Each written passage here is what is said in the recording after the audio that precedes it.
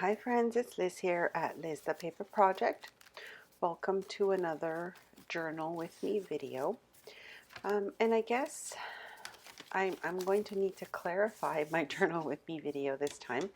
I think what I've been doing lately is pre-decorating my journal pages. So I'm not necessarily doing the journaling at this point. But I am adding the pieces that I want to keep for my memory keeping in my journal. And some pieces I'm adding in this video are some Happy Mail pieces I received, as well as some pieces that I collected from journals that I made, and just memories that I want to keep. So that's sort of where I wanted to clarify that. I noticed lately I've been more comfortable doing that and sharing that with you guys, because it really is how I sort of prepare my pages. Um, I really like to have the pieces, kind of help me decorate the page that I'm going to be journaling in, and it's nice to also have those memories from things that I received from Happy Mail, swaps, that sort of thing.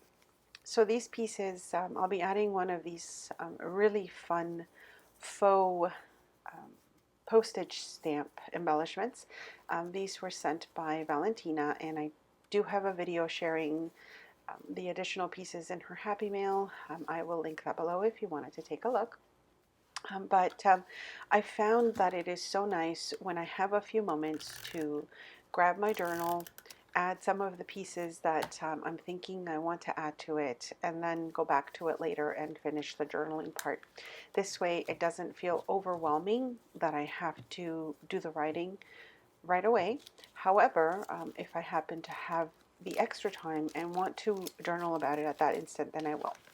However, I think, it's just another way for me to make sure that I don't forget what I want to document. And also, it's just fun to, add your pieces to it beforehand. Eventually I will go back and add some washi tape or stickers or fabric, whatever it is that I'm going to be finishing it off with. But I thought I would share these before actual journaling pages with all of you, just in case it sparks an idea for someone that has been hesitating using their journals. This also reminds me of the FB group that I mentioned before. It's called Using Your Junk Journals. I will link it below, and it is such a great group because all we do is share how we use our journals, and I think it's fantastic. Everyone has their own style, everyone has their own way of memory keeping, and I find it so inspiring to kind of see a lot of those pieces. So if you're not part of the group, I will link it below, and hopefully you will get some ideas as well. These pieces are an ephemera pack that I received from Stacy. Hi, Stacy. And she sent this with one of the journals that she sent me. I will also link that video if you haven't seen it. But I decided to just select a few pieces for this spread that that I liked from the package. It is such a large package, I could probably use it all year. But I've just pre-selected a few pieces right now that I think I want to use, and then again, I'll probably add a picture of the little package that she sent, and that will also, be part of my journaling. So I try and make it easy. I try and not to, do too much with my creative documenting, because that's just the way I enjoy it. And if you have been subscribed to my channel, you will know that I do have a few journals going at once. I've got some glue books, I've got an art journal, I've got just some different things that I work on all the time, and I think I just need to do that for my own creative process. I can't work in the same size or style too often. I find that I need to switch from time to time. So that's just another little tip that I have is, don't limit yourself to working only with one journal. If you feel like you need to start something else, go for it. This journal, I will probably just date it the day that I finish it, and then I already put the date on when I started with it, and that's how I'll know the months that, you know, I had this journal and what I used it for. So that's another thing that I also enjoy, is not necessarily going in order of pages, but just kind of adding the dates as I go along when I finish those pages. I am loving how this journal lays flat. That's another tip also that I have from what I like to use, is I enjoy using single signature journals more than anything, because I can finish those faster, and then I can decide, you know, if the next one is a traveler's notebook, and if it's a size, a standard size, a pocket size. Because I switch sizes and styles a lot, I don't like to be limited by, you know, more than one signature that I'm working in at a time in a journal. And then I find that it also helps, like with this one, how it lays nice and flat, that I can keep adding things to it. I'll add this pocket later because it does have the buttons that kind of poke out, and if I need to journal, I don't want it to impede on the other pages. But eventually I will probably permanently add this little pocket in the page. So I'm loving the pre-decorating of my pages at this point. And now I'm going to show you, I guess, how I really like to also add my pictures into my journals. So I prefer to add smaller pictures. I usually print 2 per photo sheet, and this is a 4x6 photo paper. So I've got 2 images here, and I'll be documenting a journal purchase that I did recently, and also game night that we had with our kids. And so of course that's all I need at this point to remember those things. And I usually do that, you know, if we are doing something that I want to document and it's super quick, I can't take that many pictures at that time, I'll just take a quick picture of it, and this way I know I've captured that moment somehow.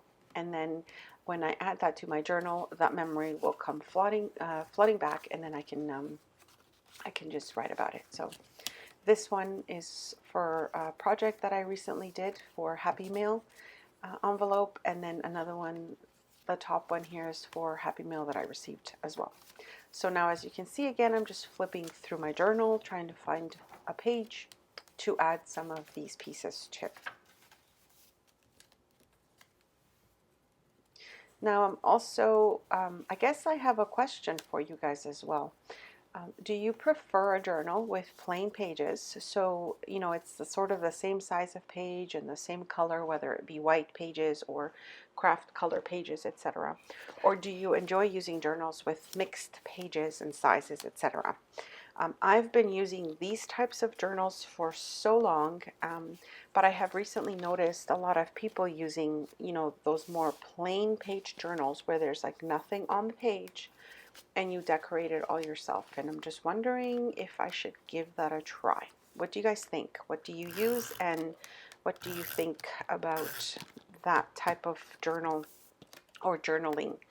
I'm not sure, you know, where the next one is going to go, but this one's almost finished. And so I'm starting to think already about, you know, what I'll be making for my next one and what I'll be using for my next journal.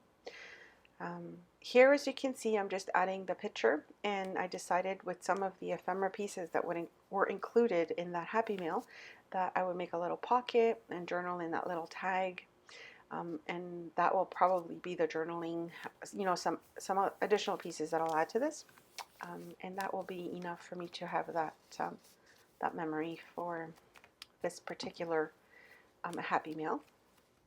And then this one is a project that I did that I really had fun with. And again, you know, I'll just add the picture somewhere and then some additional ephemera pieces to have that memory in this journal. So yeah, I hope you guys are enjoying this share.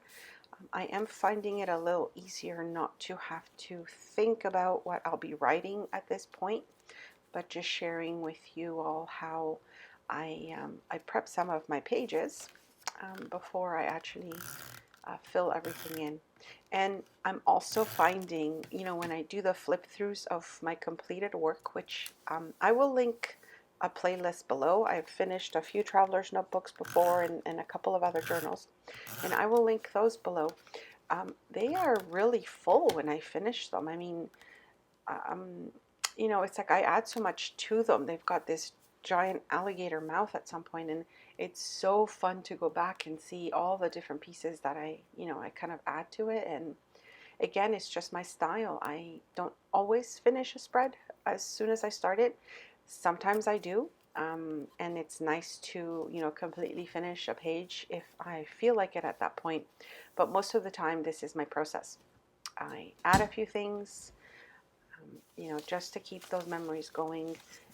These happen to be extra pieces that I used in that particular project that I'm going to be journaling about. And so, again, it's nice to add any extras that I had left, because I do like to use as much as I can of my, leftover bits and pieces. And this project happened to have a lot. So I am loving the fact that I can use the pieces and they also coordinate. So I don't have to think too much about, you know, um, adding other things because everything goes nicely together.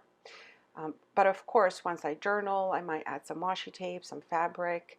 It really will depend on what I have at that point and what I'm feeling inspired to do. And so I'm so grateful to all of you that share your journal with me videos or your creative journal with me videos, because I do get inspired by them, and I'm hoping that this helps some of you as well. Like I said, don't forget to check out that Facebook group, Using Your Junk Journals. It's on FB. I will link it below. If you're interested in seeing that. And don't forget to let me know that you saw the link about it from my video, because I do like to know, who comes to the group from watching my videos and other places as well. I hope you enjoyed this share. If you liked it, please leave me a thumbs up. As always, comment below, and I will come back and show you the finished journal once it's done, but I will continue to share some of my journal process with you all. Thank you for joining me, and I will see you next time. Thanks so much for stopping by.